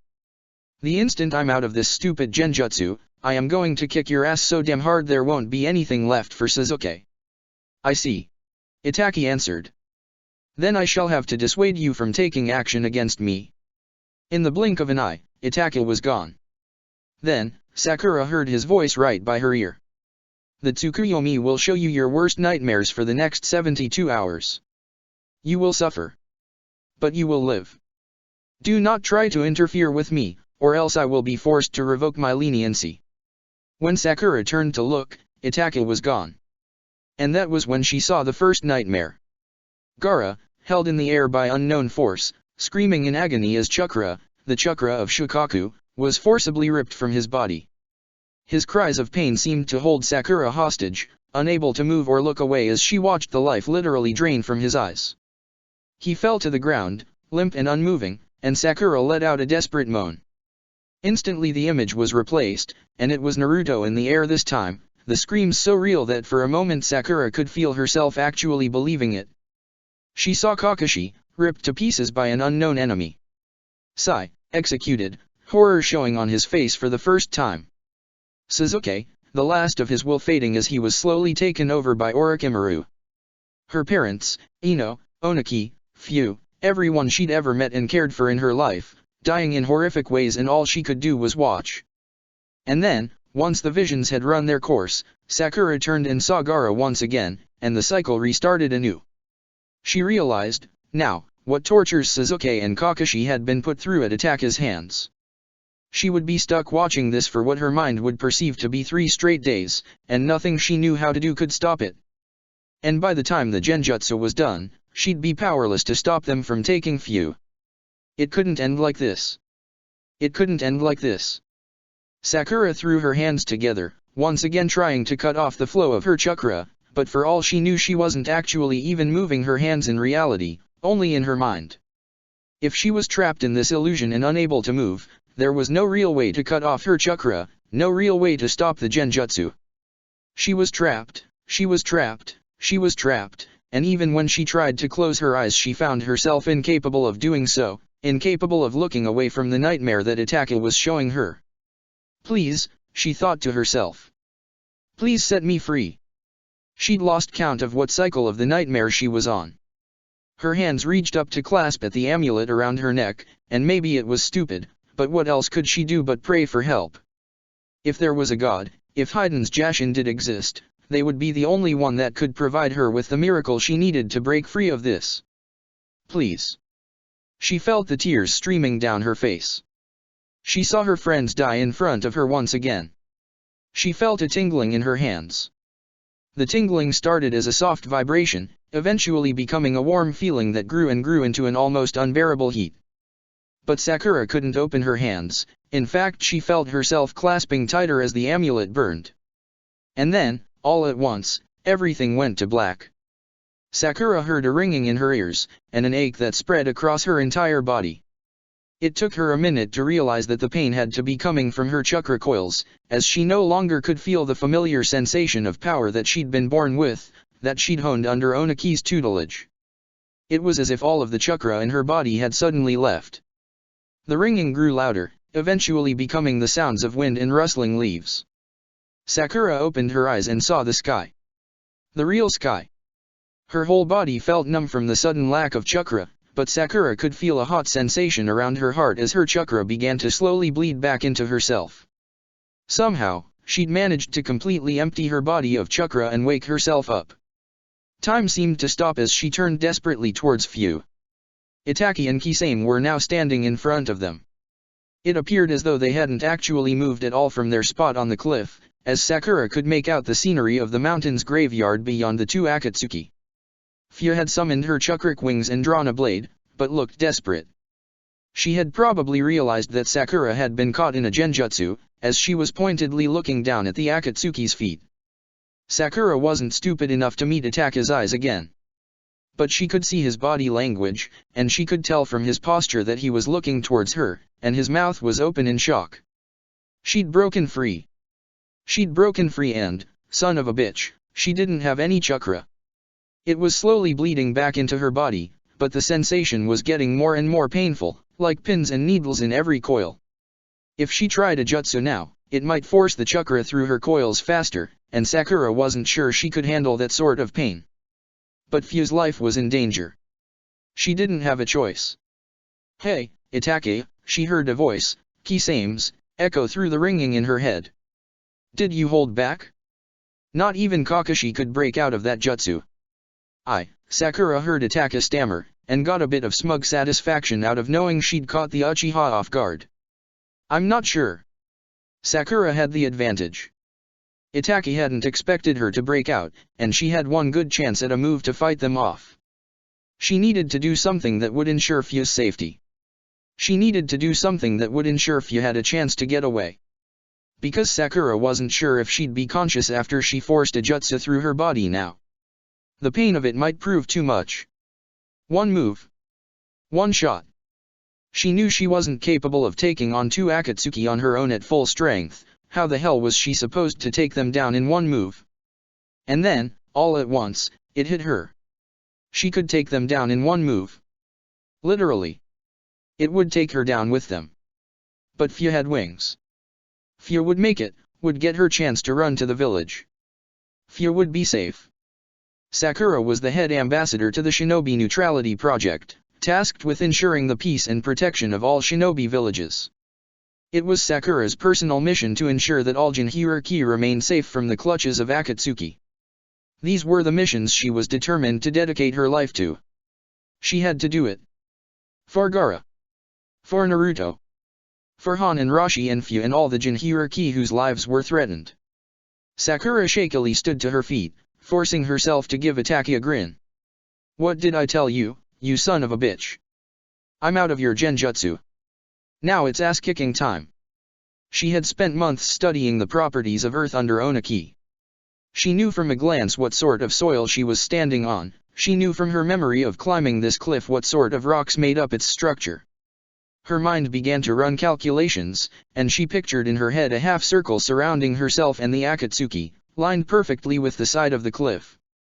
If she used a well-placed Fisher technique, she could separate this part of the cliff from the rest of the earth, which would send everyone but Fia down to the ground of the mountain's graveyard, hundreds of feet below. It probably wouldn't kill the Akatsuki, but it would delay them. Oniki had always told her to fight smarter, not harder. Sakura ran through the hand signs at rapid speed, and before either Akatsuki could react thrust her hands to the ground. Chakra was forced through her coils, and true to her prediction, Sakura had never felt such pain in her life. She screamed, but willed her fissure into existence, willed it despite the pain. She heard the earth crack like thunder around her, and then the ground beneath her shifted as the cliffside began to crumble away from the impact. Her stomach lurched as gravity kicked in, and she saw both Kisame and Itaka struggling to try and reach solid ground in time, but they weren't going to be quick enough. Sakura's body went limp, and she felt herself begin to fall. Seconds passed, and then she felt a hand grab the back of her shirt, and instead of falling she was soaring over the graveyard. Her vision blurred, but she could still make out the giant bones that had held her fascination before, and as she struggled to figure out what was happening, her eyes locked onto a mountain far in the distance. Her amulet burned. Strong arms suddenly wrapped around her, and Sakura realized that she was being carried by Fia back towards the cliff, over the trees, soaring over Taki country. Sakura, stay with me. Fia's voice became fainter and fainter, and Sakura slipped into a blissful, painless unconsciousness. We'll need to send word to Tsunade. If she's been hit by Itaka's Sharingan, Tsunade is the only one that will be able to wake her. She won't wake up. And I'm telling she was awake. She broke out of the genjutsu and fought them off. I was only able to keep conscious after that jutsu because of my Sharingan, phew. Sakura doesn't have the Sharingan, there is no way her body would be able to dash.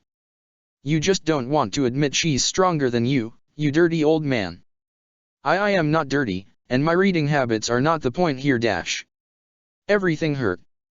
Her head throbbed. Her body felt as though it had been poked with thousands of needles. Her hands felt raw and sore. Sakura didn't want to open her eyes. She didn't want to deal with the world. Sleep, that was what she needed, more sleep. She felt a pressure on her hand as another wrapped around it. The person's skin was rough, but warm, like sand on a beach. She felt another pressure against her head, and heard a familiar voice speak into her ear. Sakura, please, you have to wake up. Gaara. It was Gaara. Sakura willed herself to move. She forced motion into her hand, enough to gently squeeze, to let Gaara know she was okay. She heard his breath hitch in his throat, and heard the room go silent around her. Sakura opened her eyes. She saw Gaara first of all, his head close to hers. He pulled away as she awakened, looking the picture of relief. Beyond him, Sakura saw Kakashi, Sai, Fu, Shibuki, and several Taki shinobi she did not recognize, all looking equal parts relieved and confused at her awakening. Well, perhaps you should have known better. Sai was the first to speak. Fisticuffs doesn't do anything right. Of course she wouldn't react to a genjutsu properly. Kakashi let out a hollow laugh, and next to him Fu let out a whoop of triumph. I told you, old man, I told you. Sakura didn't hear Kakashi's reply. She was overwhelmed as Gaara suddenly hugged her tightly. I'm never letting you out of my sight again, he whispered, and Sakura felt the boy tremble as all of his emotions came free at once. Sakura was alive. Sakura was alive and Fu was safe. And for the moment, that was all she needed to care about. Fu, you will no longer be patrolling the graveyard border. If Akatsuki have taken up residence in the area, the last thing we want is to give them further reason to try at your life again. Sakura could barely keep herself awake, but the last thing she wanted to do was miss this important meeting of the Taki Council. She was the only one beside Fu who could give the full report on what had happened, and more importantly, she needed to show strength as a head ambassador. It didn't matter that she could barely move her body, or that Gaara had to push her around in a wheelchair. She was now the shinobi that had survived a fight with the Taki and saved the Taki Jinhiriki from Akatsuki's hands. If anyone dared to try and look down on her for her current weakness, well, what they thought just didn't matter. No one did, of course. In fact, Taki's council seemed to take her even more seriously than before. Sakura wondered if there was any question now that Taki would join the pact. She'd proven both her strength and her determination to keep others safe. As Sai had privately put it, they'd be idiots not to join after her display. We should restrain Fu within the village borders until Akatsuki are dealt with, one councilwoman suggested. Why risk her and Shumei's life at all? Akatsuki could never breach our defenses in 100 years.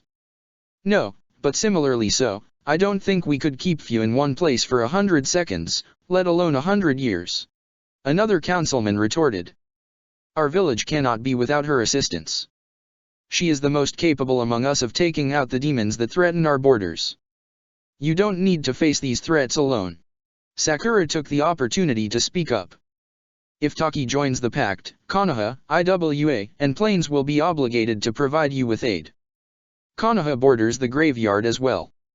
If they understand the gravity of the situation, I am certain they will be more than willing to increase their force at the border, which would take pressure off of Taki's shinobi.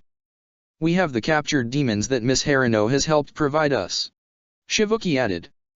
The villages will be unable to deny us if they see living proof of the forces that seek to do us harm.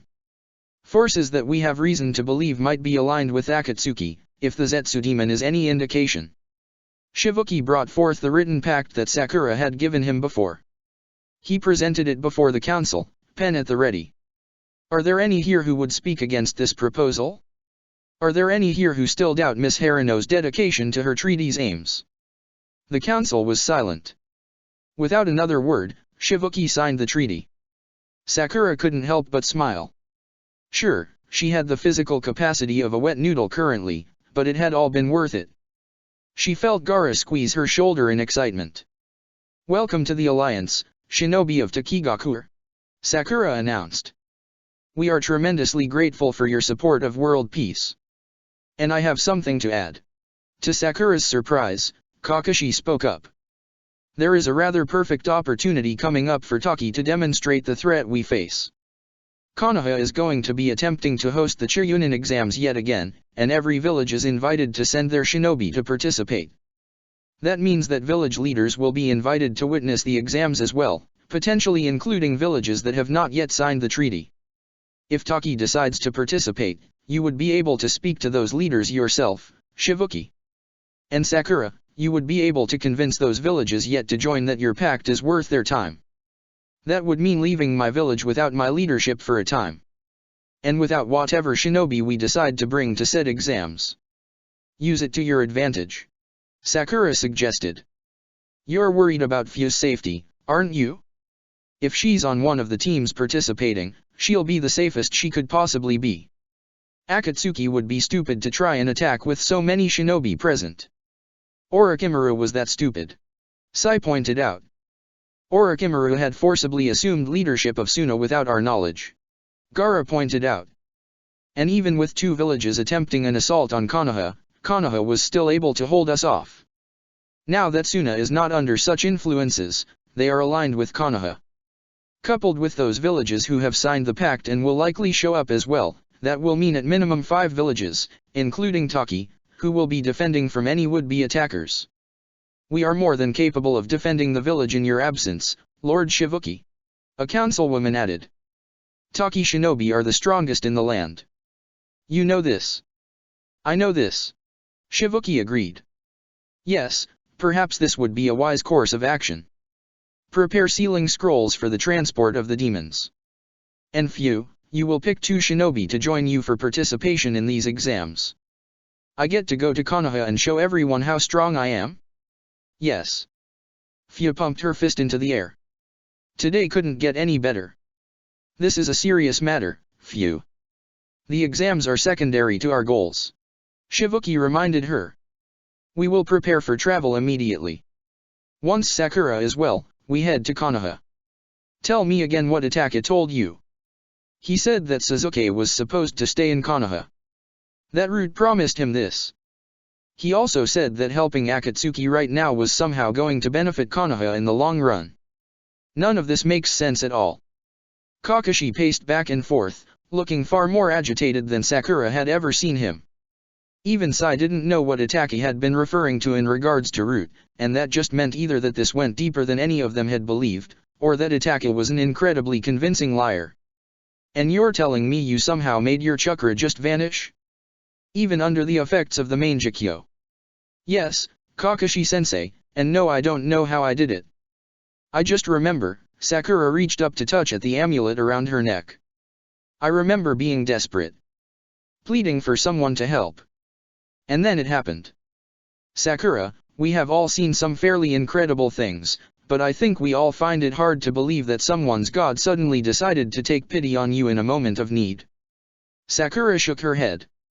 I think there was more to it than that. I'm not sure. But right now I don't have a better explanation for you. She frowned, looking down at her hands. Though she had only touched the amulet in the illusion, her hands still had the effects of a mild burn. Kakashi was right. It didn't make sense at all. Listen, Kakashi-sensei, if I figure out what I did, you will be the first one I tell. I know. Kakashi softened. And what's more important is that you're alive. Yes. Gaara emphasized. You're alive, and he'll never get the chance to do that to you again. Good, because I'm going to be honest, whatever that was sucked and I don't want have to do it again. Sakura flexed her arms, feeling the now familiar sensation of pins and needles shoot through it. The Taki healers had told her that she'd likely damaged her coils by forcing chakra through them so quickly. She would recover, but it would take time. Too bad I'm not Naruto. I'd love to be able to bounce back after a single night's sleep. And that reminded her. She had a letter to write. Shikamaru had told her he was gathering the remnants of Rookie 9 to secretly investigate Root and bring them down from within.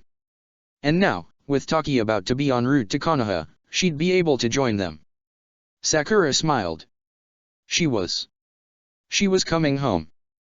Check the description for the links to the author.